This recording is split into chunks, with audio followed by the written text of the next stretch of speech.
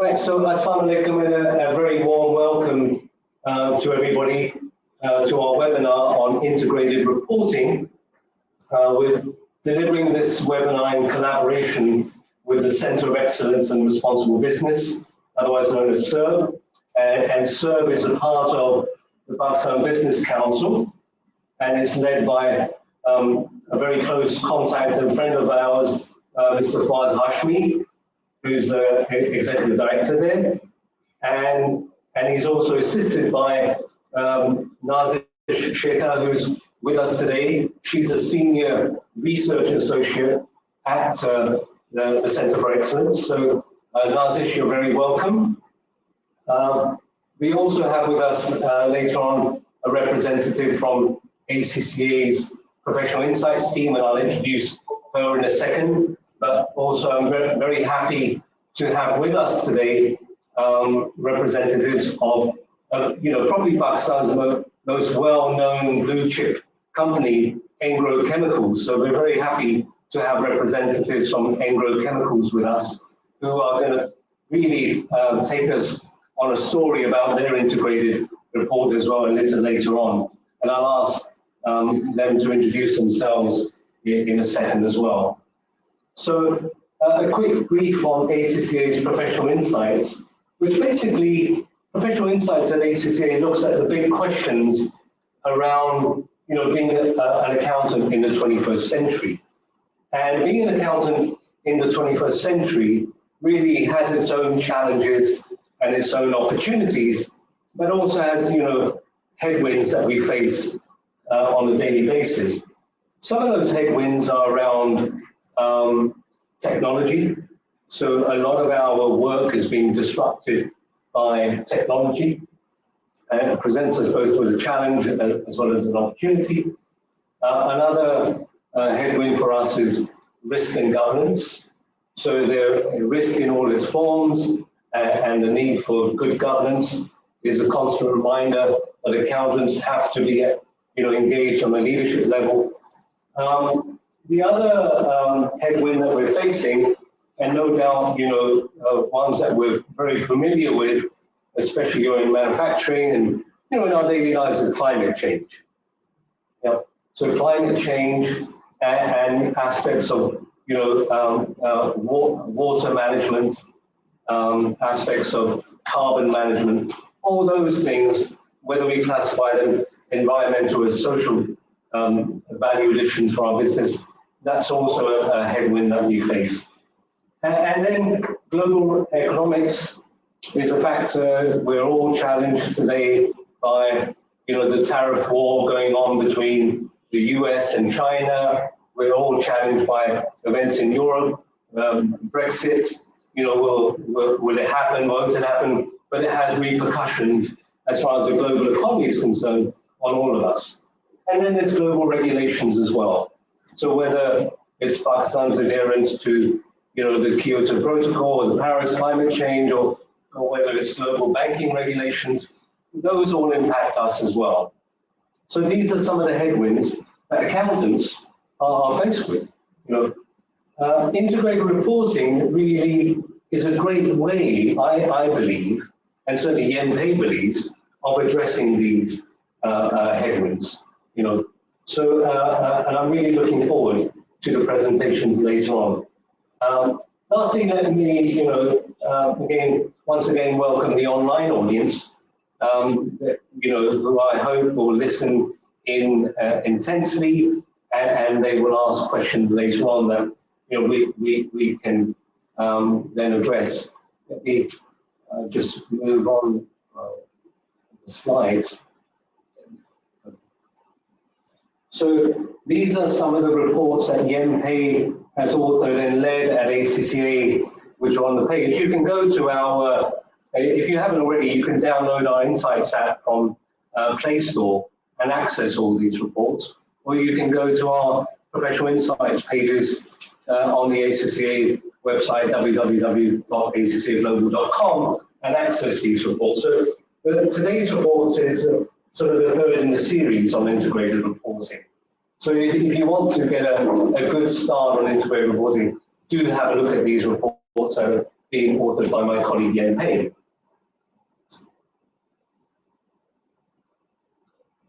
And just a short read on Yen Pei's profile. She's a colleague of mine, she's a qualified accountant. Subject matter expertise is on integrated reporting, corporate reporting and tax. And she sits in the professional insights team in our head office in London at the Adelphi. As you can see there, she's been involved with policymakers, including the EU Commission, the OECD, as well as the UK's Financial Reporting Council. She's often interacting with Her Majesty's Revenue and Customs as well. Her research, as you can see at the end there, if you want to look at that link, quickly jot it down and you can browse some of her material and content that she's authored for us. So thank you very much. I'm just going to hand over to Nazish. Nazish, if you can go through your presentation, and I think you're best placed to introduce our friends from ENGRA as well. So I leave that to you, Nazish. So I'm just going to hand over to Nazish Sheikh, Senior Research Associate at SERB.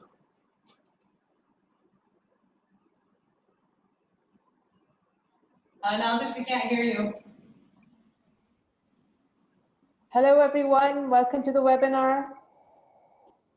Can you hear me? Yes. We can hear you. I'm Senior Research Associate at the Center of Excellence in Responsible Business.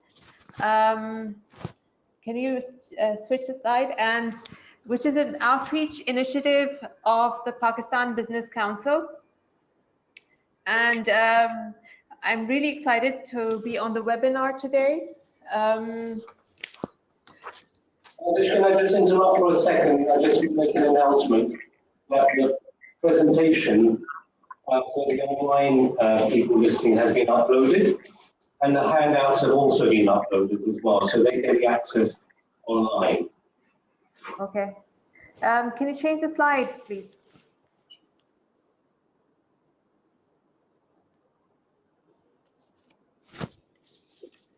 Okay, so for those of you who haven't heard of us, SERB is the Center of Excellence in Responsible Business, and it is the first outreach organization of the Pakistan Business Council, which is PBC. PBC is a think tank and a public business advocacy body composed of the leading private sector businesses, including multinational companies in Pakistan.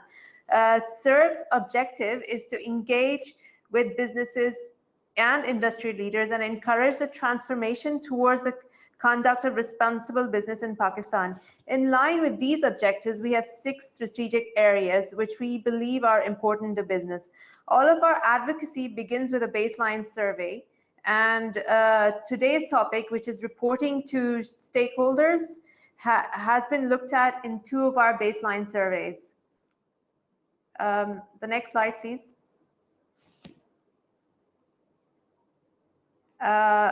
Yeah, so when we did our survey on transforming business culture in the business sector of Pakistan, we asked the companies a specific question on integrated reporting and whether it was preferred with respect to other forms of reporting. And we found that only a few companies were currently reporting as part of the in the integrated reporting format. And the next slide. And the next, and then we also asked whether they plan to integrate integrated reporting, and we found that around 60% of companies will be going towards integrated reporting in the next 5 years. And then in our most recent survey, we asked companies about which areas of integrated reporting that they find very important to their organization. The next slide, please.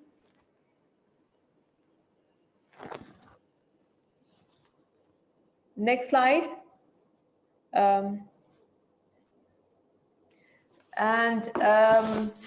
So these were we asked them about the 6 capitals and which one was the most relevant to the company's business model. So that was a natural capital, social and relationship capital, manufacturing capital, intellectual capital, financial capital, human capital, and we found that less than 1/3 of companies found the natural capital and the manufacturing capital important, and even the social and relationship capital, which sort of indicates that there is a lack of understanding about the integrated reporting framework in Pakistan. So this is an area that we as SERB will be looking at in our future activities. In relation to that, I'd like to hand over to Yen P, who would basically give more insights on what the global practices are and her survey. Thank you very much, Nazish, and thank you also, Arif, for the introduction. It's great to be talking to you all about integrated reporting today. So if we could move on to the next slide, please. So it's very interesting to hear from Nazish about the relatively high percentage of people who are thinking about adopting integrated reporting in the sort of medium to long-term future. So what I'm going to do today, I will concentrate mainly on the capitals model in this integrated reporting framework, because I think this is a very central and often poorly understood concept in integrated reporting, as Nazish's survey has perhaps suggested. So what I'm going to do is first go through what is the capitals model. Then I'll take a step back and think about why companies should care about the capitals model. And then I hope to spend most of the presentation then showing examples about how companies around the world are doing on reporting on these capitals. If we could move on to the next slide. So what is the capitals model? Nazish touched upon the 6 integrated reporting capitals, and essentially the IR framework defines capitals as those stocks of value that are increased, decreased, or transformed through the business's activities. And the word value is very important because the aim of an integrated report is to explain how an organization creates value over time. So what I've set out here is a rather simplified model of the integrated reporting value creation process. So what you've got on the left-hand side are those inputs of capitals, which we can think about mainly as those resources and relationships that we are relying upon for business success, right? Or value drivers, if you will. Then it goes through business activities. Core among those are, of course, the strategy and business model and risk management processes of an organization.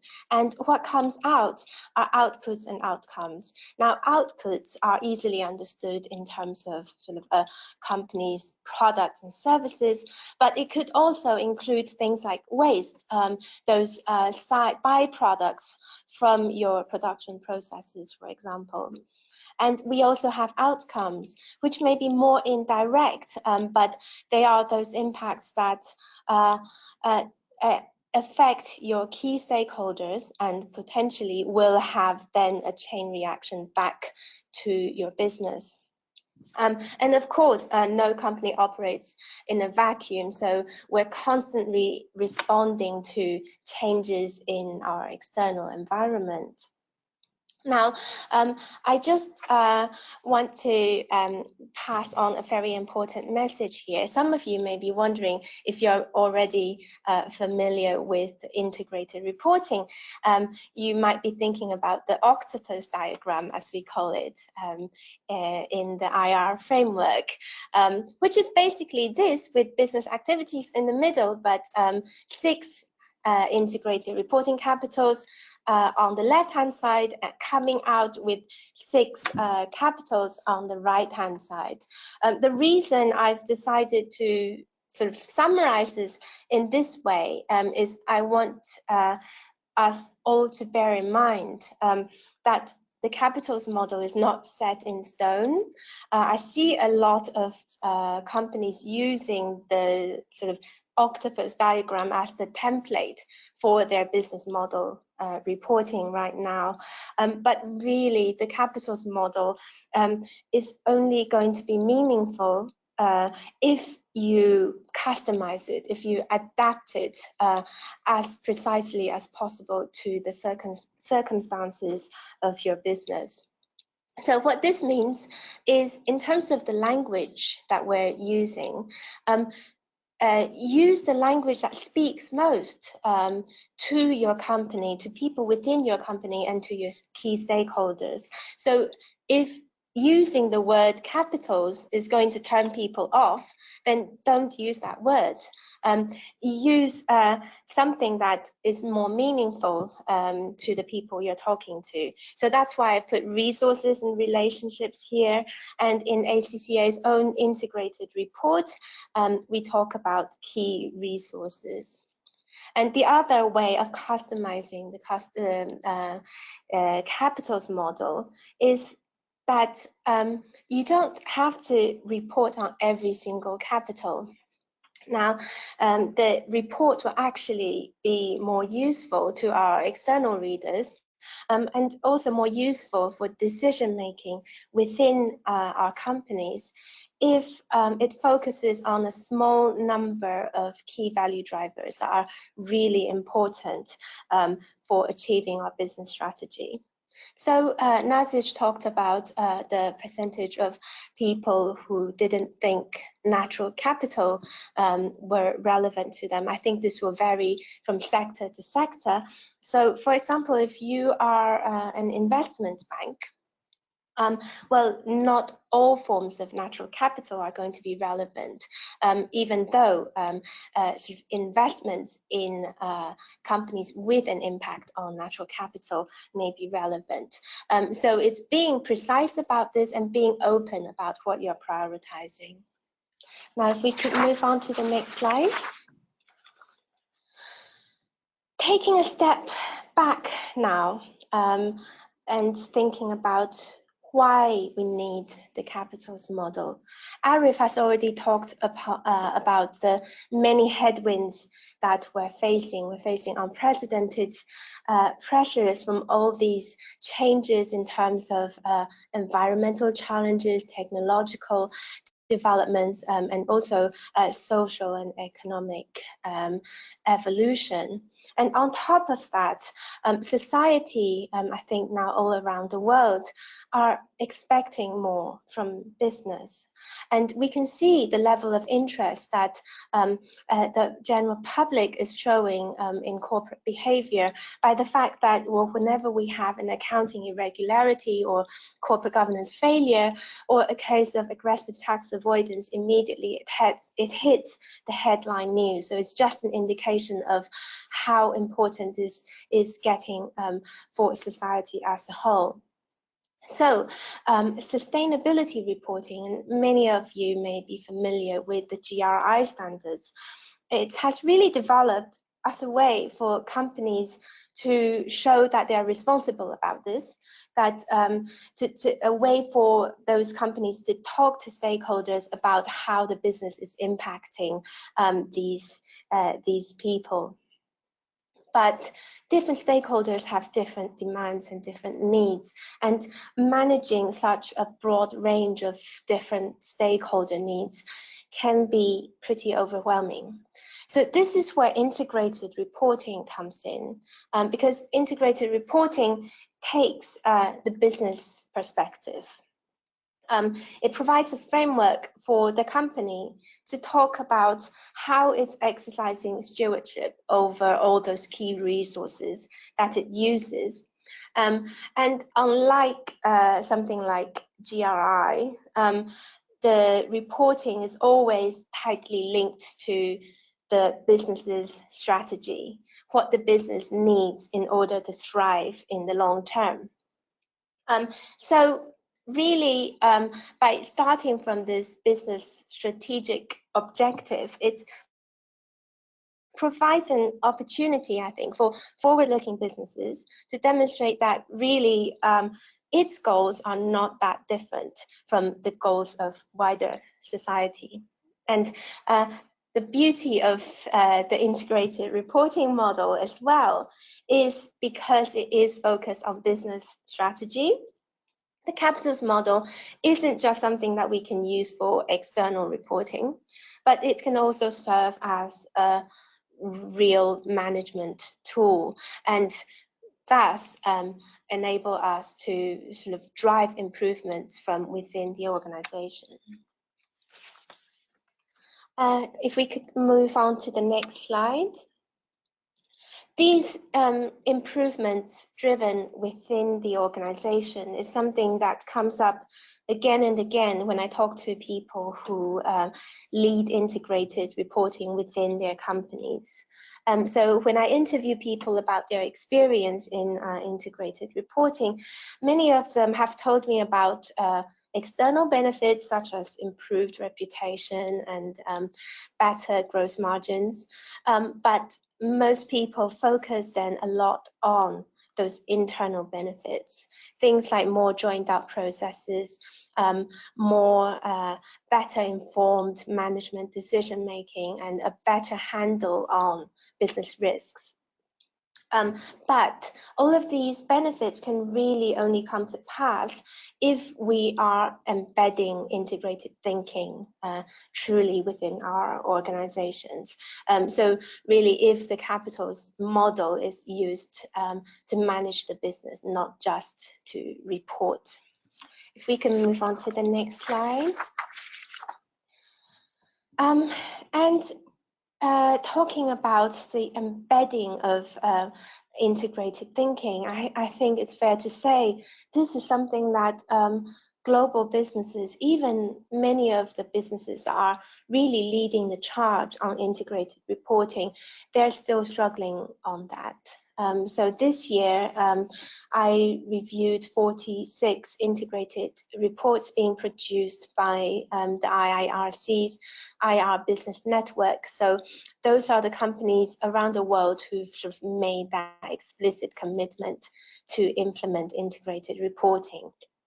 In many ways, leaders in integrated reporting. And what we found was there's still a real problem around the real challenge around authenticity. So companies still find it very hard generally to be truly honest, transparent, and accountable about what's really going on the ground in their business. And this affects many areas of reporting, including the reliability and completeness of reports, the reporting of performance, reporting on risks, and of course the business model as well. So I do get that there's often a reluctance among business executives about making claims that are over ambitious. But I would say in these times of low corporate trust, it's really important, more important than ever, to be honest about the organization's mistakes and challenges. So if we could move on to the next slide. Now we've come to the how, and I would like to divide the rest of my presentation into these 5 steps that I think are sort of really crucial steps to both reporting and managing the capitals. So first of all, we want to start off by defining what's the purpose of our business. That then informs what we decide are relevant sources of capital, what are relevant key value drivers. Then we can align those key value drivers to our strategy, and that then allows us to take action to grow and protect our capitals. We then are able to measure or evaluate the outputs and outcomes of those actions. So I'm going to take you through each of these steps and show you some examples on the way. I think for participants both online and in the room, there are handouts with excerpts to reports if what you see on the screen is a little bit too small. If we can move on to the next slide now. So the first step is defining the organization's purpose. And really it's about three things: an organization's mission, its purpose, an organization's vision, which is where it wants to get to, and the strategy, basically what it needs to do to get there. Underlying all of these is a very important question that surprisingly many companies don't explain clearly enough in their report, which is, what does your organization actually do? If we could move on to the next slide. You may think, especially some of the accountants among us, that purpose is a bit of a fluffy term. Well, I want to anchor our discussion today with this quote from Larry Fink in his letter to CEOs last year. So he says, without a sense of purpose, no company can achieve its full potential.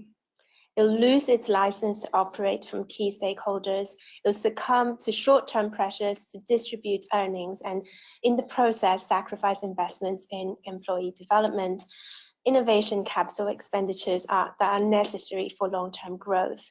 And it'll remain exposed to activist campaigns that articulate a clearer goal, even if that goal serves only the shortest and narrowest of objectives. So what I'm suggesting here is that really a wider sense of purpose is necessary for business survival these days. If we could move on to the next slide. So, and a very good example of an organization's purpose is this one. It's from the Swiss pharmaceutical company Novartis. And it's very simple. It just says, our mission is to find new ways to extend and improve people's lives. Our vision is to be the trusted leader in changing the practice of medicine, and our strategy is to use science-based innovation to deliver better patient outcomes in growing areas of healthcare.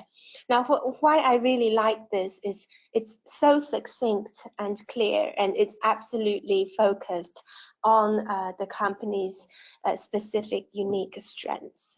So especially in the strategy set out there, you see this focus on science-based innovation, and that's really a theme that goes right the way through Novartis's annual report, and it's sending a strong message that this isn't just Novartis paying lip service. This is something that's actually lived by the business. Now, we'll be joined by Engro shortly, and I see that their vision statement is to be the premier Pakistani enterprise with a global reach. I think that's also great in the sense that it's succinct and clear and clearly anchored in the company's business. If we can move on to the next slide. So the next step now is to identify and prioritize our key capitals. And this requires us to follow on from the step before and think about what resources we are going to need to fulfill our vision and strategy, and think a little bit about those inputs and outputs of capitals. If we move on to the next slide now, and I can show you a good example from this year's review. This is from the German energy company EnBW, and it's taken from their Integrated Annual Report 2017. Now, it's a detailed value-added table that basically supplements EnBW's business model that they have shown in the previous page. And the purpose of having this detailed table really shows the capital inputs, outputs, and outcomes that EnBW is focusing on. So you can see they drill into a fair amount of detail. So for example, on finance, they say it's the debt and equity structure and cash flows that are really critical to their success. And on each of that, they then explain why, and the question why is going to be really important, as we'll see later. If we can move on to the next slide. I just want to emphasize again this need to be as specific as possible. As we know, intellectual capital is one of the 6 integrated reporting capitals. But what does intellectual capital mean? And on the slide, I've got the key terms that come up regularly from the integrated reports that I've seen. And you can see that intellectual capital covers such a wide range of different things. It can go from collaboration between teams, to ERP systems, to risk management processes, to brand, and to more concrete things like patents and copyrights. And now, which one of these is most important to your business is going to depend very much on the circumstances of each business and the strategy that you're trying to pursue. And I would say, even within the same sector, depending on what you're prioritizing and where you want to get to, you may be prioritizing different forms of intellectual capital, even from your peers. So it's really worth thinking carefully about this. Next slide, please. Now, moving on to the third step, which is aligning to our strategy. If we have done the previous step properly and answered the question, why are these different forms of capital important to us, then this step should be fairly simple. So it's articulating why those sources of capital are essential to achieving our strategy, and how we are going to use them to achieve our strategy. It's worth bringing out also this point about trade-offs, because that's central to executing any strategy. There's no way, even among the most relevant capitals that we've identified for our business, we can't equally prioritize all of them. So some sacrifices are going to have to be made. It's very important to be transparent about what we are prioritizing. So as South African railway company, a company called Transnet, said, integrated thinking is about being able to define both the upsides and the downsides of our choices. So if we can move on to the next slide, I will show you a good example of talking about trade-offs. This is also from South Africa, Standard Bank, and it's from their 2017 annual integrated report. And they have a section where they dedicate basically one page, the same structure, to each of their 5 success drivers, as they call them. And one of the success drivers is this one, the client focus. And you can see at the bottom of the page, there's a section on key trade-offs. And they there talk openly about cybersecurity risks that could arise from new digital platforms. And also the impacts that restructuring loan agreements for clients in financial distress could have. Being able to balance these trade-offs is going to be sort of provide very relevant information to external readers, but it's also telling for management to be able to be clear in their minds about what they are sacrificing in achieving the strategy. Moving on to the next slide. Once we have linked our capitals to our strategy, it's time to put that strategy into action. So now we drill down from the strategy into the business model, and we think about what actions we need to take to be able to create value in the long term. So it's thinking concretely about how does each capital fit within our business model, and how are they going to be affected by future changes. So thinking in a forward way about how we can preserve, grow, and transform our key capitals. Moving on to the next slide. A very helpful way to start is to do as Demo, the Sri Lankan company, has done. Now, this is from their latest 2018 annual report published just a couple of weeks ago. But they have been doing this exercise for many years. And I'm not suggesting that you need to do this in your external reporting, but it's definitely a helpful exercise to think about. On this page, you've seen in the middle, you've got 5 of the capitals that Demo identified as relevant for their business. And they've mapped each of these 5 capitals to each step of their supply chain process. You can see also they've done some color coding so that they are able to know for each step of the supply chain which of the capitals are most important, which need to be prioritized. Moving on to the next slide.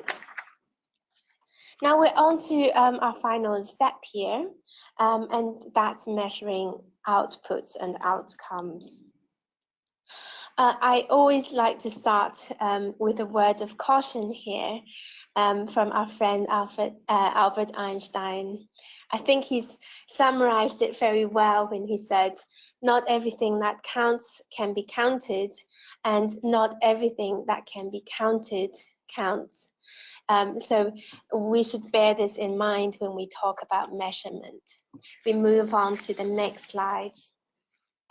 So here I deliberately talk about data, not KPIs, because I think we need to be open about the fact that where we are today, not all of the numbers that we have at our disposal are going to be reliable measures of performance. And some of these measurements are going to be proxy measures, so not directly measuring the value that we're trying to capture. But these proxies may still help us to understand trends and correlations between different capitals. So they can be helpful sometimes to just track some measures before we think about reporting on them externally. What's really important is when we are talking about measuring anything, we need to know why we're measuring it. And that links us back to our business strategy.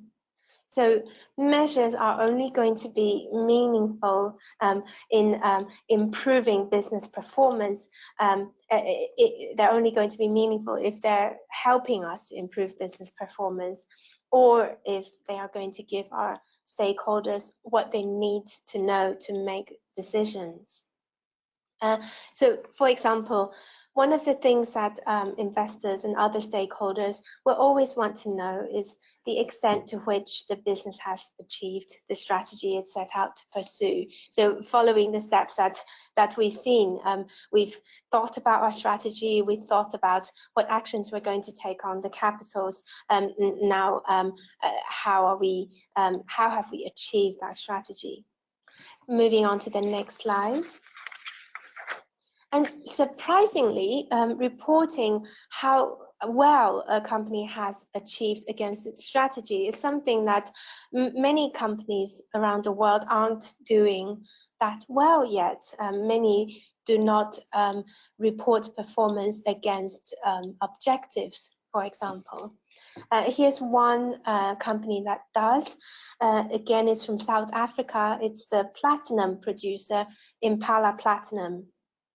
And in their annual integrated report 2018, you can see performance very closely tied to strategy. On the left-hand side, it's Impala's overarching strategy, which they've identified as to obtain optimal levels of production at the lowest possible cost. So very clear and unequivocal there. And then they've broken down this overarching strategy into 5 operational strategies, which is on that second column. And for each of these strategies, they then report specific targets and current year performance against those targets, as well as trends going back over the 4 previous years. And then you've also got a narrative section that talks about both positive and negative performance in a very balanced way. So it's something that I hope we'll see a lot more of in the future. So I've come to the end of my 5 steps. If we could move on to the next slide. Here are just some messages that I hope you will take away from today. First of all, as I keep saying throughout, be as company specific as possible. And in thinking about your capitals, your strategy, your business model, start from what makes your organization unique. Really think about your unique strengths and what you can draw on from them. Explain why. And the reason we need to explain why is reporting can be a tool to improve business decision making. It's really by embedding capital's thinking into our internal processes that we can really drive positive change from the inside out.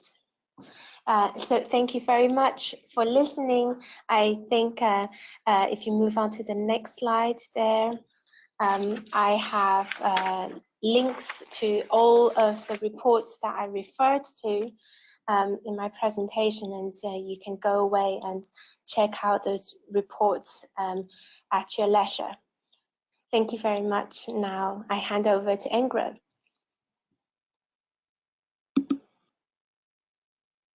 Thanks, Yang Pi. Let me just introduce Engro Corporation to you. Engro Corporation is a PBC member company and has been reporting using the integrated reporting format since 2015. So, and this will be, I think, their 4th year in reporting. We have here from Engro Corporation Amanul Haq and Amber Ansari. Amanul Haq is the head of marketing and corporate communication, and Amber is senior manager in that team. I hand it over to you, Aman. Great. Well, thank you very much to everybody on the webinar, especially to Yan Pei for a brilliant presentation on integrated reporting. So, and to the ACCA for organizing this very important event online. So we're very appreciative to be a part of this and to be presenting our integrated reporting framework. Engro, just a quick description, is a big corporation in Pakistan. We are in Our sales are about 1.3 billion USD. We are in the fertilizer business. We are in agro energy. We also have shares in the foods business, which is quite prominent because of its FMCG status, which is now run and managed by Royal Friesland Campina, but agro still has about 40% shares in it. And we are also in the LNG business and chemical storage business with another Dutch partner, Royal Vopak. So Engro is very much a Pakistani-centric business based in Pakistan. Our integrated reporting framework has always been led by our focus on sustainability and the future, and looking at how we can be a more responsible business. Just to take on from what Yenpei had said, it's very important from an Engro perspective to be ready to understand the upsides and downsides of our business. And while our integrated reporting has been there for a while, there's still a lot of room for improvement. We still need to report on some of the other capitals. We currently report on 4 capitals ourselves, so there's still more room for reporting and extricating data on the resources and the capital that we are using. Just a background, about 9 years ago, back in 2010, Engro became a corporation. We were first just one entity called Engro Chemicals. In terms of a corporate structure, we now have Engro Corp as the holding company, and we have the subsidiaries ranging from Engro Fertilizer, Engro Foods, Engro Energy, Engro Vopak, Engro LNG.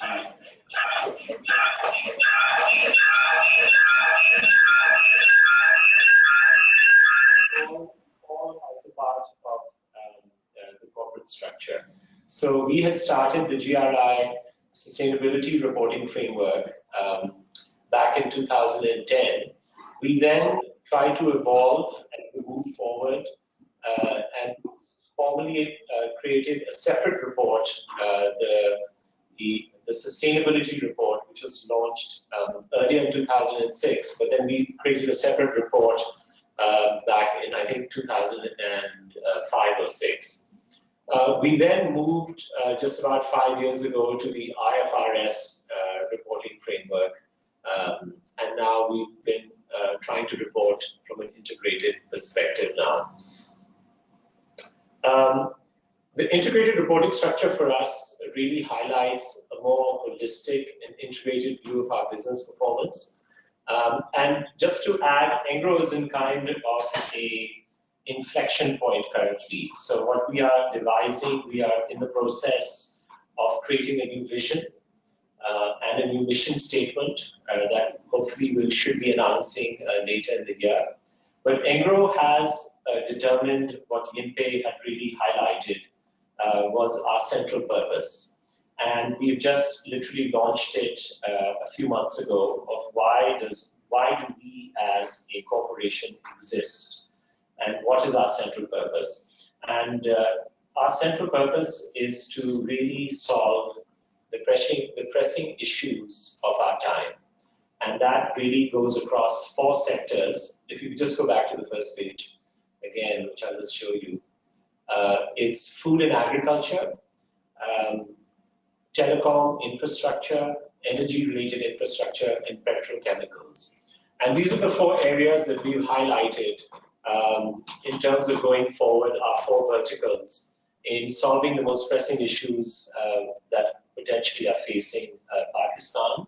But we also have within these verticals aspirations for global investment as well.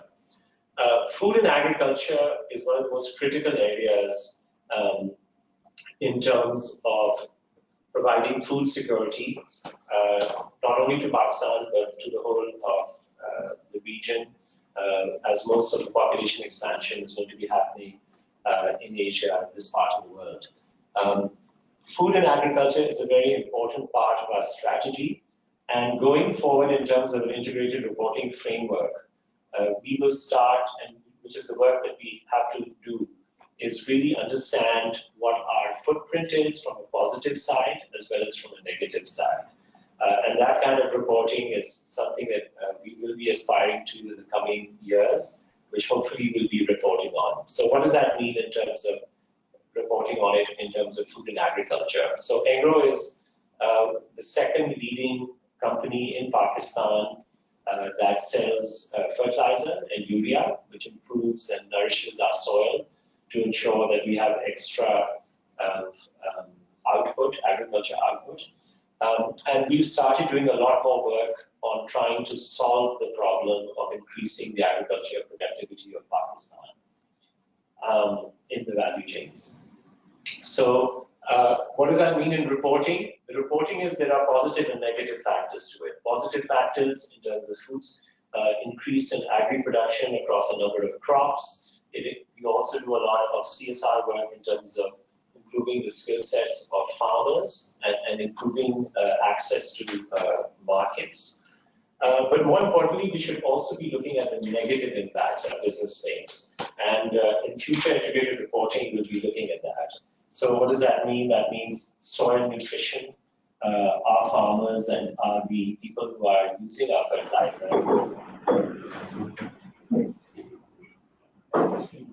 This is the capability of the soil. Number two, also employment. Be ready.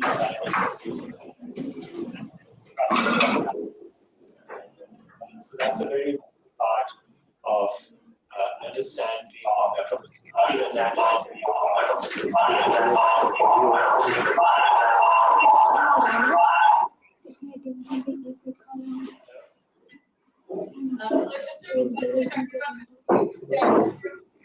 when they join the webinar. Hello? Aman, we can't hear you. Yeah, there's going to be a lot of disturbance. I think if everybody else can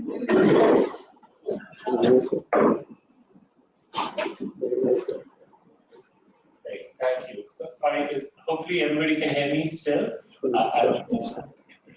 Something wrong with it.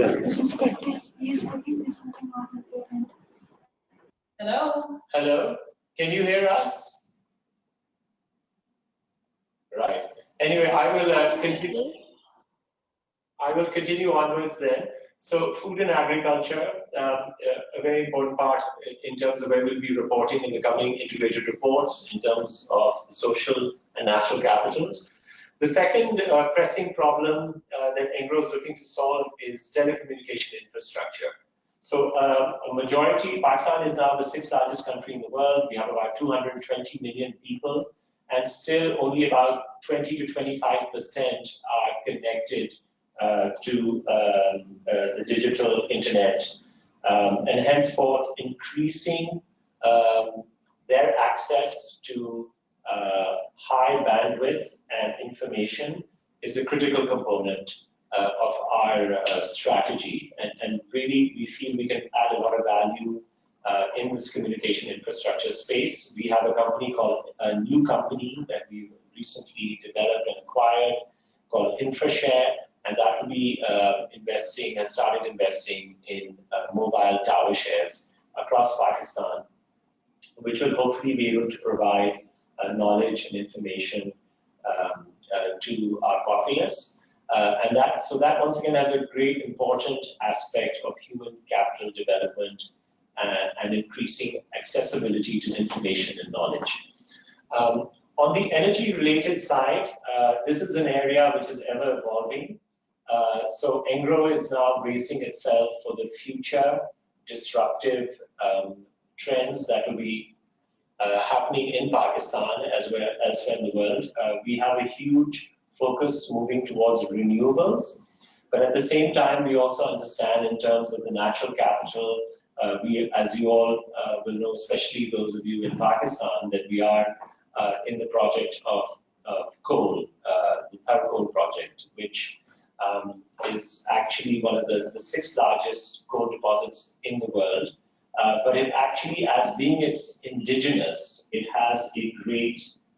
is a great solution on saving about $1.5 billion a year in terms of Pakistan's foreign exchange, which makes us rely less on foreign imports such as LNG and furnace oil. However, it is coal, and coal is an environmentally hazardous capital and fuel, and it is something we should be hopefully looking to report more on. But at the same time, we will also be looking at initiatives where we can offset the carbon footprint and the environmental hazard that is emanating from this project. Some of the projects that Engro is doing that we will now start reporting is the quality of air in the region, how much trees we'll be planting, but at the same time, the air quality problem in the major cities in Asia is mostly in the urban areas due to huge industry and car transport vehicles that inundate the air with PM 2.5 particles, which are hazardous. So Engro will look at energy and air quality and look to offset a lot of the negative aspects of that.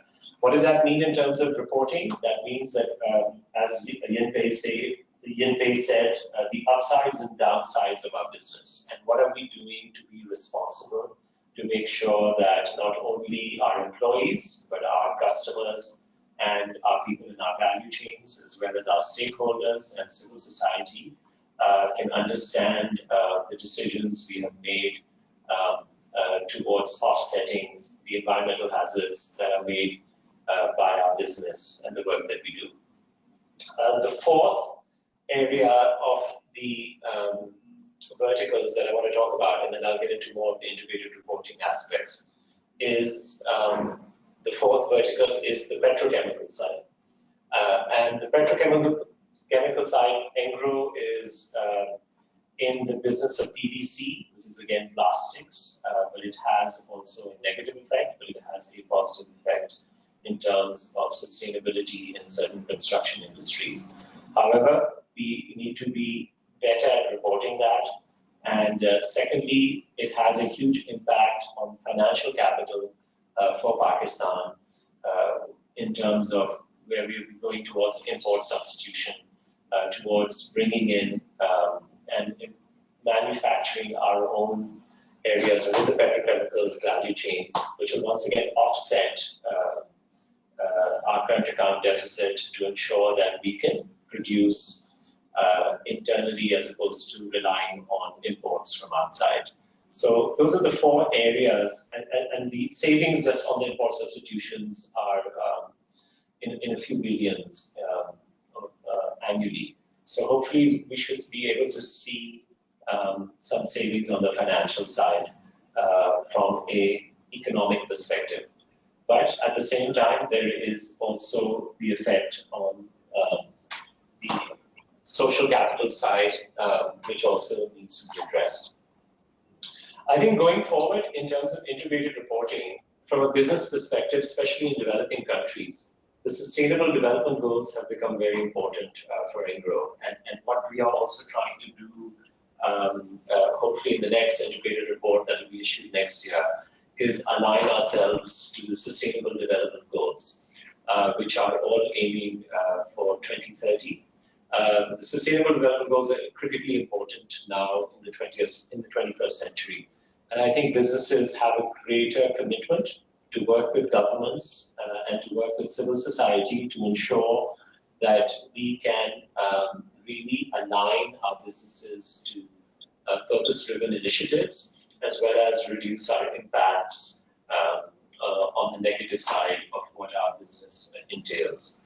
So that's a very critical component, and we ourselves as a company in Pakistan, that's a big challenge for us. So, in terms of how do we report on it, how do we collect the data on it, and how do we create targets that by 2030, what is our deliverable on reaching certain internal targets across the capitals model that was highlighted earlier on, both in social, human, and natural capitals. So it's very important for us as a company in terms of our new central purpose, to really align ourselves to this integrated reporting framework. I think one of the key issues that Yenpe highlighted, and that's something that we as Engro have tried to do in our integrated report, is to really, and I think there's more room for improvement, is the reliability and completeness of the business issues and the purposes and the resources that we utilize. And I think the authenticity is very important for businesses around the world to really start reporting on how they're using resources, how they're saving resources, and how to go forward. In our integrated report, we ourselves, we talk about our greenhouse gas emissions, and we capture that. More importantly, also one of the critical areas for Engro is water, especially in Pakistan. The usage of water, how much are businesses using water, can we look to save water in our manufacturing facilities, and what can we do to ensure that there is water availability in our value chains, whether it's for the farmers, whether it's used to cool down energy plants, and how are we recycling water and making sure that there's enough water for the future, and that there's a sustainable strategy in place on resources such as water, which is critical for this part of the world, given that both Pakistan and India are susceptible to the melting of the Himalayas, which in turn has a great effect on the natural capital and the economic output for the next 30 to 50 years or next 100 years in this part of the world. I'll let Amber do the challenges on the challenges slides. Thank you, Aman. Hello, everyone. My name is Amber Ansari. I'm also in the marketing and corporate communications team here at Engro Corporation. Just to highlight some of the things that Aman had already touched on, our integrated reporting, since we've started it and we've done it now for 4 years, and we're currently actually in the process of putting together our 5th integrated report. It's been a very interesting journey switching from one to the other. I think for the organizations that may not have begun doing this yet, you will find it very challenging because you have to gather data and information from so many different sources. And for us, being a conglomerate and having to kind of consolidate that information across so many different businesses is very challenging. And there tends to be a lot of non-seriousness at the beginning. And then, once you start showing people the results and the outcome, they realize the importance of the integrated report. So although it is a challenge at the beginning, it is something that once you get everyone on board and they start seeing the value behind the integrated report, they are a little bit more on board with it. Of course, you have the challenge where new people join, and then you have to kind of convince them all over again when they've come from a company where they aren't doing integrated reporting as yet. But a few of the things that we've kind of really taken away from the integrated reporting is on a lot of initiatives that Engro has already been taking over the years were being taken, but they weren't being measured. For example, HSE is a huge part of Engro's culture. It has been for the longest time. Just for the sake of environmental impact, trying to make sure that we go as paperless as we can, being careful about water consumption, switching our lights off. It's a general practice that everybody should switch their lights off and their power plugs when they're leaving the office. These are little things that I think employees are asked to do, but it wasn't really being measured. And the benefits were being told why it's important and everything. So the integrated report gave us a platform to actually measure that. And so now we know that these are initiatives that, okay, maybe we were already taking or we weren't taking, and now we know what the effectiveness of those actually was or is. Some of those practices maybe weren't creating that big of an impact. So they were easy to let go of once we saw what the actual impact was, as opposed to other practices that were genuinely creating a major impact in terms of power saving or water conservation or lack of paper wastage. report. So those are measurements that we kind of got because of the integrated report, which is great. On the other side, in terms of social development, most of you may know we have a foundation of our own, Engro Foundation, which Aman al-Haq actually was heading until shortly ago when we stole him for the comms department. There are so many projects that the foundation carries out in conjunction with our subsidiaries, because we try to make an active effort to develop our value chains, as Aman mentioned. And through those interventions, we have environmental impact, but what we focus on, in fact, is human development. And as a practice, Engro tends to focus towards human development in our value chains. What happens is that you have a mutually beneficial plan then, because you develop a value chain of people who are in and around your businesses, and you train them and develop them, and then you absorb them into your employment. And so it's a mutually beneficial kind of a practice where you're the ones who train them, and then you can take them back into your business, and it helps you as well. And of course, it helps them because I'm sure everybody's heard the old adage, you give a man a fish and he will eat for a day, but you teach a man to fish and he'll eat for a lifetime. So that's kind of the practice that we tend to take up in terms of our value chain. So natural capital has helped us immensely in kind of understanding where we're going right and where we're going wrong in our current practices. So Aman kind of told you on a very business level. I've told you a little bit on an internal level in office, what the measurement allowed us to kind of help in determining what to do and what not to do. On the social level, human development in our value chains, but then there's also human development internally. So some of you may know we launched towards the end of last year ELA, which is the Engro Leadership Academy. Because we decided that where we're working on human development externally, it's very important for us to also work on human development internally and develop the kind of leaders who will carry forth that external human development going forward as well. And of course, also be able to be good contributing members to Pakistan generally in the economy. For the financial capital, honestly, the financial capital is kind of a reiteration of the annual report. But what it does is that it also monetizes a lot of the impacts of the social, human, and natural capitals. So the interventions that we're carrying out that are impacting those three capitals are quantified in the financial capital. So that also, of course, gives us a very interesting business perspective on why those interventions are important and how they're actually benefiting us in financial terms as well. Internally, and then of course what we can pass back so externally as well. The challenge though has been sizable. And it does continue. Like I said, it's still challenging to have to kind of collect all of that information and that data. Right now we're in the process. I'll tell you, this is the 5th time that we're doing it, and this has been the easiest time so far. Not that it's been a piece of cake, but it does get easier. So for any companies that are considering adopting this, I think it is definitely a valuable tool to have. And our management does find a little bit more ease in decision making when they look at the impacts that are quantified in the integrated report as well. Yeah. Just to summarize, I think that was very well put by Amber in terms of the challenges and the issues that Engro faces. I think our reporting, while we have started it and it's an integrated report, it still needs to cover some of the more capitals and get more data. So the number one challenge,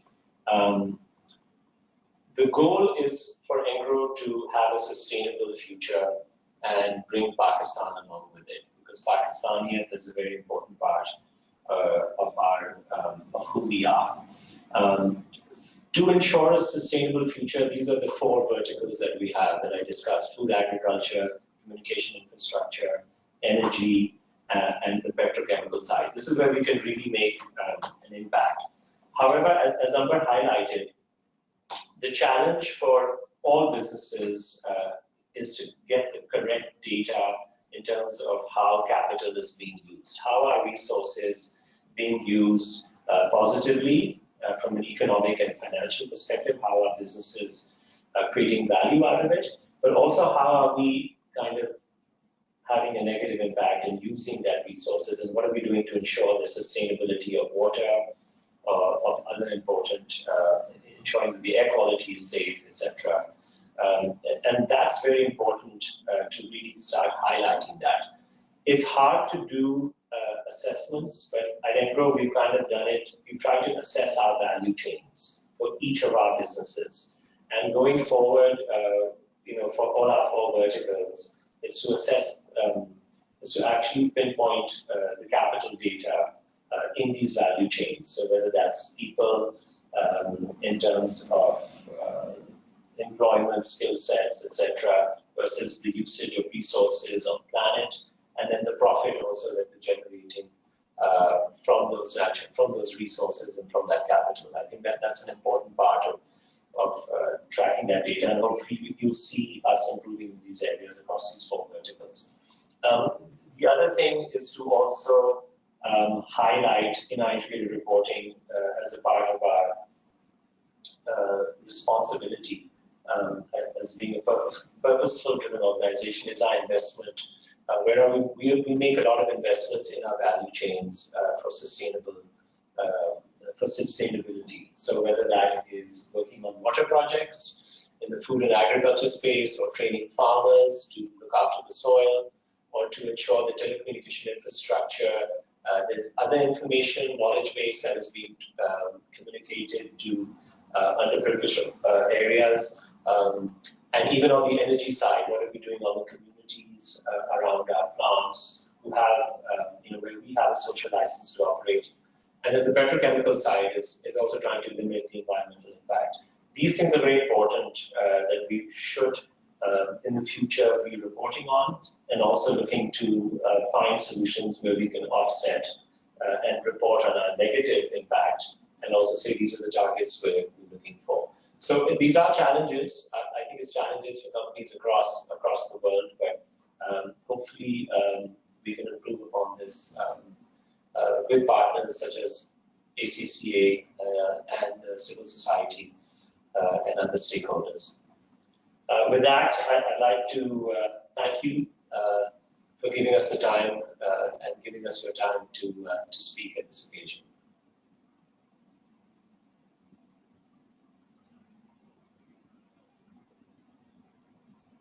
Nazish? Yes. Thank you. Thank you, Amber. Thank you. So just before, we've got about 15 minutes left to the end, so we'll just go through some questions. There's a couple of questions from the online audience, so let me turn to those first, and then we'll also go around the table here, and there were some questions that were on the chat interface as well. So one of the questions from an online member, this is from Mohammed Fahim Islam, who's asking whether sustainability reporting is part of integrated reporting, or are both reports distinctive to each other? So this is a very common question that arises. Yenpei, would you like to answer that? Yes, indeed, sustainability reporting and integrated reporting often do sit together within the same report. So what I've seen, for example, is the vast majority of IR Business Network members who produce integrated reports also follow GRI standards or GRI guidelines before. And that's something like 80% of them do so. And the GRI metrics do sit well within the integrated reporting framework. So, for example, once you've sort of determined that client relationships are very important to you, the GRI standards give you then more specific metrics that you may want to measure in terms of those client relationships, and similarly for looking after your employees. I guess some of it is sort of deciding what should sit within the integrated report and what may not be sort of directly material for the integrated report. So you may have a case where sustainability reporting requirements are telling you to, for example, report on biodiversity, for example, and you can say, well, I can't really think of how my company is having a direct impact on biodiversity, or biodiversity isn't that directly relevant to our value creation. But because that's a requirement, you may then have biodiversity metrics included, not in the report itself, but as an appendix to the report. So many people often have an appendix setting out all the sort of other sustainability metrics not highlighted in the report. And that decision about what is important enough for your strategy to sit in the report and what isn't obviously requires judgment. And Aman, is that the same for Engro? Did you? I believe you started off, producing sustainability reports or environmental reports, and gradually over time graduated to an integrated report. That's exactly the evolution we went through. So it was firstly, I think a few years ago, we had a separate sustainability reporting document, which came after the financial report, the financial annual report. We printed a few years later. So now what we've done is 3 to 4 months after our annual report, we now come up with the integrated report. So it was an evolutionary process within Engro over the last 10 years. I think it's more quantified. The integrated report we find to be a bit more quantified, and you can, actually draw conclusions much more easily from it rather than from a sustainability report, which is a little bit more abstract in certain terms. Okay, so some of the other questions that I have here as well. A question to Yen Pei. What is the first step a company should take in integrated reporting? So, there's a lot of complexities involved. There's a lot of data involved. A lot of time that data needs to be mined. So what's the first step, Yen Pei? So I think an important first step, and perhaps then Aman and Amber can also share your experience as well. The first step is an internal one, and the very important one is to find a strong champion for doing integrated reporting, for taking this forward within the organization. And having that person who can sort of consistently push through this challenging journey is really important. So be it the CEO or the CFO, I think having a sponsor high up in the organization is key. And following on from that as well, I think the first step for consolidating, as you said, Aman, information across the organization is to find what people do we need to get in the same room together. So often the integrated reporting process works best when you get people across the organization in different functions.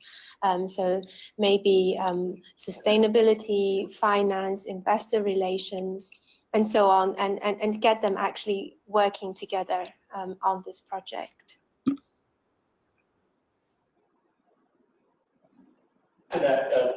You're absolutely right that you need champions within the organization. So we had a few years ago our president of Engro, who really drove the sustainability agenda in the organization. I think the other thing is if you can connect it to business objectives of people in different departments, that also helps. So if you start tracking data, that also, especially when you have business partners and financial partners like the IFC and other banks and investments, especially from abroad like Engro does, it creates a greater push within the organization that this is a business imperative to start collecting and collating data. Absolutely right. Getting people in the room is probably one of the best ways we started, where Engro being quite in 6 to 7 different business sectors, collating that information required getting people in the same room and driving what kind of data can we collect and what are we collecting at the very at all levels of the business and even the where we still have room for improvement. Thanks, Aman. I think for the listeners as well, and for the people in the boardroom, I think also clarity around whether this integrated reporting is mandatory or not in any jurisdictions. At the moment in Pakistan, it's not a mandatory requirement. I'm not sure globally where it has been mandated in certain jurisdictions. I know it's been adopted in some. Yenpei, are there any jurisdictions around the world where integrated reporting is now being adopted as mandatory? Yes, so the only one is South Africa. So not in surprise, I guess, that 2 of my best practice examples were from South Africa. It was adopted I think over 10 years ago as part of the King Code, the Corporate Governance Code. And it's a requirement for all listed companies in South Africa to produce an integrated report. So they've had a long experience doing this. It's fair to say that the quality of reporting coming from South Africa is very good. Whether this necessarily feeds through to an organization's governance and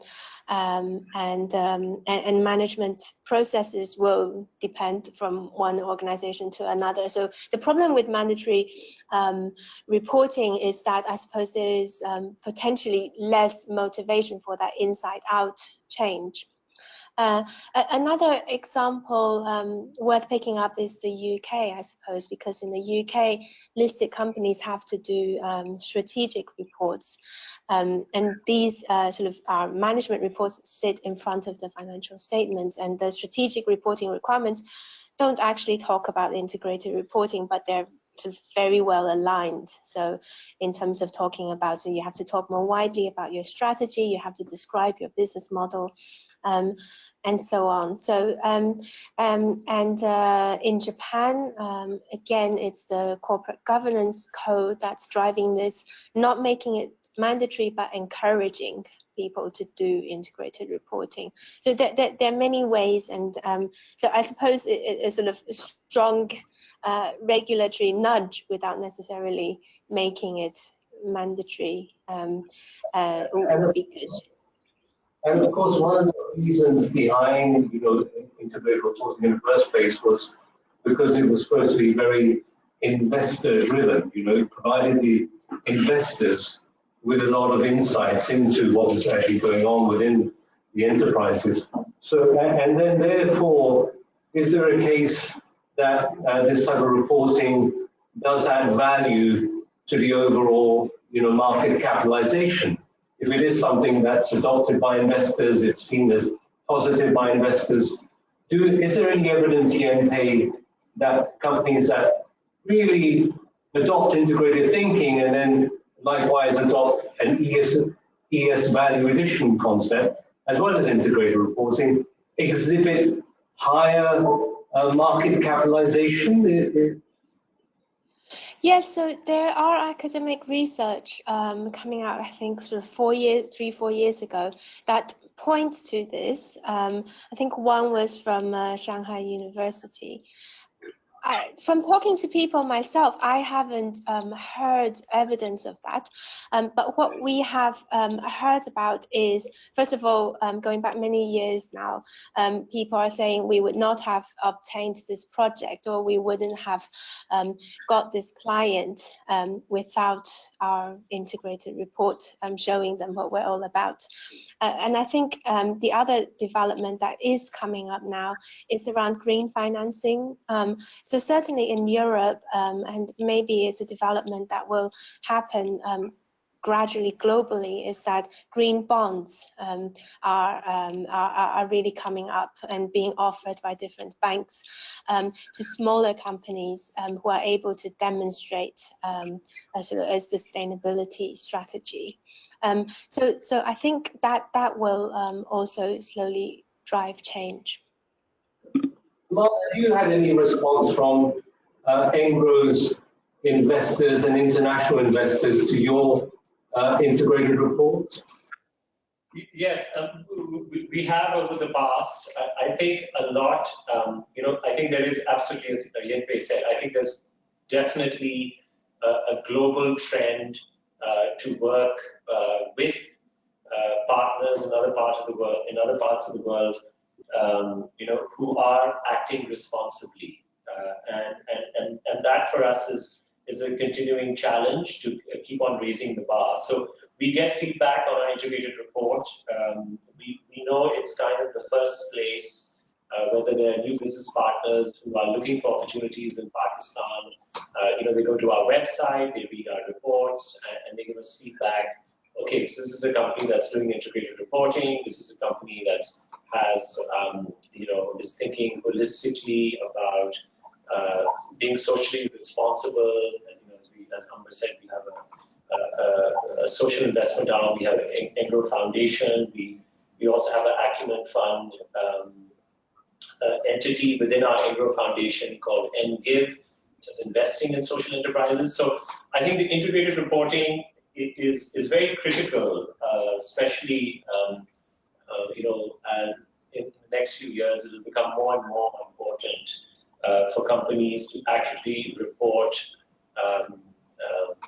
on, and it's more important, in terms of partnering with the right people. So it's important for Engro to keep on working on it. I think even for our prospective employees, one thing that we've noticed is that even prospective employees, there's a large trend, especially in the younger generations, to work for a business that isn't just making money, but is also trying to do something to give back at the same time. And the integrated report ends up being a great platform to showcase that reflection as well. And so it's noticed on that side as well. As Aman mentioned, some of our foundation business partners have also, our foundation project partners have also appreciated the initiative. Yeah. It's actually one of the reasons, we were told even by Friesland Campina, which is which acquired 50% of our food business. They liked, the reporting that we had done, but more importantly also the reporting which had linked into the dairy supply chain, on how we were working with farmers, how we were doing human development, and how we were also looking at nutrition. And that was a big factor for them to, made them influenced in terms of doing the deal with us.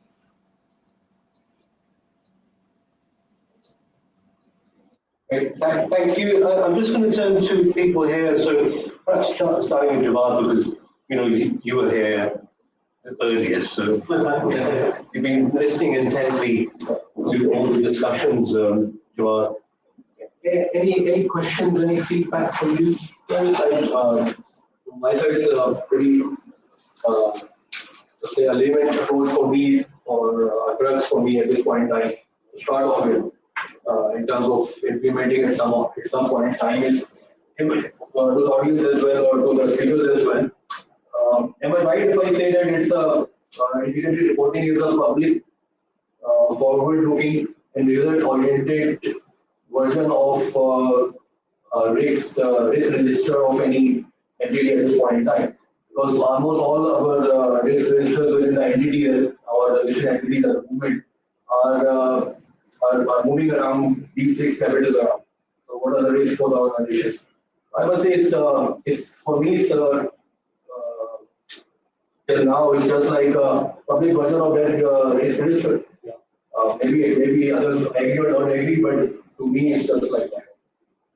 Yeah, so that's a good way of articulating it. So, Javad suggesting that essentially what it is just an articulation or a reformulation of an organization's risk register, to indicate, where all the pitfalls or the challenges lie.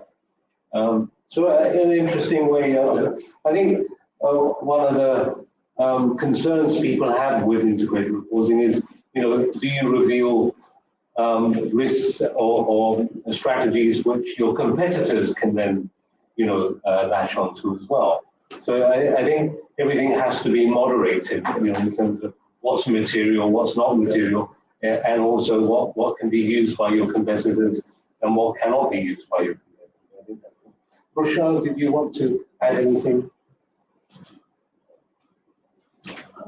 Firstly, a comment here, just like you mentioned that a line needs to be drawn. Here you mentioned transparency. It can be very challenging aspect in highly competitive markets. What level or what degree of strategic information can be revealed in such reports? So at the end of the day, it might come down to each organization taking that call. So the quality of information being shared in these reports will vary significantly. That is a comment that I would like to make, but the related query that I have is considering how the Engro team mentioned and Yenpe and also gave examples that investors are very much interested in these integrated reporting and the quality of information that's being shared. So shouldn't there be, and until the time this is not mandated across frameworks, so how can we ensure that the information being shared in these reports by organizations is up to the level of accuracy, or it's objective enough? It's a good question. So really, I think Bush is asking a question around the credibility of the integrated reports. In other words, are they to be audited? Are they not to be audited? And who is the auditor? So, perhaps I could turn to Engro first around the credibility and the audit of the information. I think that's a very good question. So like most things in Pakistan, whether it's government data or other things, getting accurate data is very important, and that's something that in our process of writing the integrated report, some of the delays of publishing it. Last year we published it a little later than what our target was, our timeline was primarily because we were disagreeing on the quality of the data. So internally, Engro, we have very strict guidelines to ensure the robustness of information and checking it. Number one, so our internal processes are very important. Secondly, we also had one of the big four companies help us and kind of, I wouldn't say necessarily audit it, but generally help us with the data to double check it, etc., and make sure that it's it's solid and the assumptions behind it are valid. So there is a process on that. At Engro, we hold very dearly as per our ethics and our core values. But yes, maybe third-party audits and doing more analysis is required. I had mentioned the point that Yenpe very accurately highlighted of saying, what's really going on and being the reliability and authenticity. I think that's very critical to the integrated reporting framework, and it's something that Engro should adhere to, and we will try to aspire to more, to number one, better data and more data and more information. I think it's also important to take into consideration, if I may, that the integrated report is not a mandatory document at all. So if a company is actually going out of its way to collate such a report, it would be a little silly to kind of fabricate numbers. So there has to be a little bit of benefit of the doubt, I think, given in this also. And then also, as Aman said, it's not actually us, although we are tasked to be the coordinators of data collection. information. We are not the ones who generate it into a report. We have a third-party firm that does that for us. And they're obviously well-versed in developing integrated reports. So they're the ones who actually collate that data for us, run the calculations, translate it into meaningful assertions that we can actually use in decision-making going forward. And then that's obviously beautified into a report that we turn into microsites that are available for download and for viewing on the download section of our website. But it's a very, we felt like doing it, so we did it kind of a report. So we wouldn't want to do it in a lackadaisical manner. Then we would obviously want to use accurate numbers when we're putting so much effort behind it anyway. If I may, I think I agree with everything that's been said about audit, and I think auditing an integrated report is going to be very challenging. The IAASB, International Audit and Assurance Standards Board, are doing a project right now to provide more guidance about how the current assurance standard can be used to provide assurance over things like an integrated report. But there are a lot of challenges. I think before we necessarily debate sort of what kind of external assurance do we want on an integrated report, the internal control processes and internal audit often also has a very important role to play. I think going back to the point about sort of transparency and challenges with that, yes, certainly there can be sort of sensitive information that a company may not want to report maybe too early in the report, and there is going to be a judgment call, but it's worth sometimes thinking about where that line should be drawn, and what risks could be there if, say, something gets out in the press before the company has time to come out with its own version of it, and that could potentially be more harmful. It was interesting that Professor Bob Eccles is one of the sort of leading academics in integrated reporting. He used a natural language program and artificial intelligence to sort of trawl the web internet for information about this one test company, and these are sort of information that are just available publicly on the internet, and from that information he produced an integrated report. So just to show how much of the information that we may be debating about whether or not to put out there may already be out there. Thank you, Mary.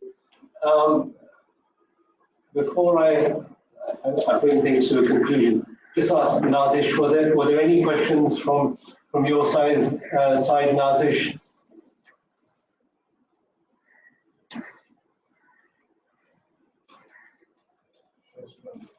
Sorry, Nazish, you're still muted.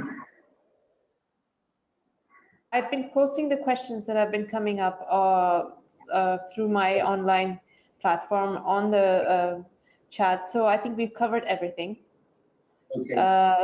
And I'd like to use this opportunity to thank both the NP and the ENGRO team for explaining to us about the integrated reporting format and the steps that we should take and the pitfalls that we should be wary of in a lot of detail. It's been a very interesting session today. Great, thank you so much, Nazish. Thank you. Pass on our appreciation to Fuad as well and to the team of SERV. Before I conclude, ENGRO in Pakistan really, if you like, sets the tone for the corporate reporting that goes on here. And one of the questions that was asked online as well from Mohammed Ijaz was around, well, can SMEs also adopt integrated reporting? Well, there's no limitation.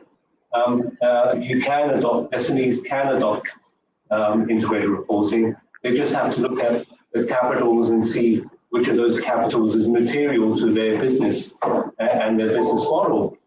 And I think, Yen-Pei, correct me if I'm wrong, there's no reason why an integrated report cannot be internal. It doesn't have to be public. You could produce an integrated report solely for the purposes of management. And until when you get it right, then you can go public with it. So it's a great management report as well. That's part of it. Another question online from Mohammed Azhar was asking why organizations need integrated reporting. And we talked about, well, it presents a sort of a value-added story of the organization's prospects, in the short, medium, and long term. And it looks at, it looks at capital beyond finance. And it looks at the interconnectedness of all these other capitals we've talked about with finance. So those were some online questions. I think I've exhausted them all. So let me end here. Let me also appreciate Sapphire, CFO and colleagues who joined us as well earlier on. I think if you would like to make a comment before we conclude, I'm happy.